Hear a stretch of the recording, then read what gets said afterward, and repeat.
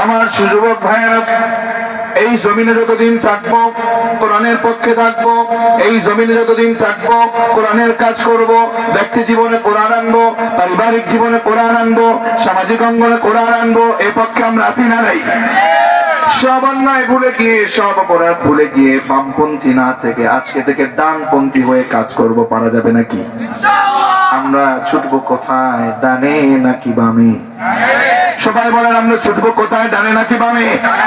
ডানের পক্ষে আমাদেরকে থাকতেই হবে। জানি ডান পক্ষে থাকলে আমাদের বিরুদ্ধে মামলা হবে, ডান পক্ষে থাকতে গেলে আমাদের বিরুদ্ধে হামলা হবে, এটা আমরা জানি। কতক্ষণ না কেন? ডানের পক্ষে থাকলে হামলা আসতেই পারে, মামলা আসতেই পারে।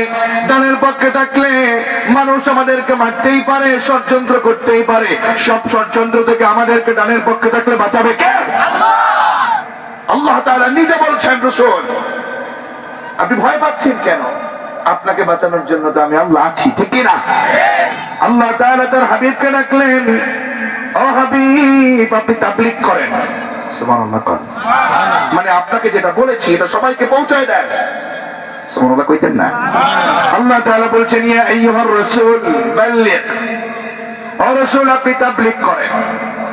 উলামায়ে কেরাম এখানে আছেন, বাল্লিগ শব্দটি বাবে তাফঈল থেকে তাবলীগুন ওজনে এসেছে, সেখান থেকে আল্লাহ অর্ডার দিচ্ছেন, রাসূল বাল্লিগ তাবলীগ করেন। কি করেন? তাবলীগ আমাদের সমাজে আছে না নাই? যুবকরা কত কম না কেন? তাবলীগ সমাজে আছে না নাই? আল্লাহ তাবলীগ করতে বলেছেন রাসূলকে, তাহলে তাবলীগ কি আমার মতো করব না রাসূলুল্লাহর মতো করব? আরো জোরে কার মতো? আরো জোরে কার মতো? ও আমার কলেজার টুকরো তরুণ যুবকেরা, ও আমার মৌলভী বাজার চুরির ভাইয়েরা, কি বলেছে একটু বোঝেন না?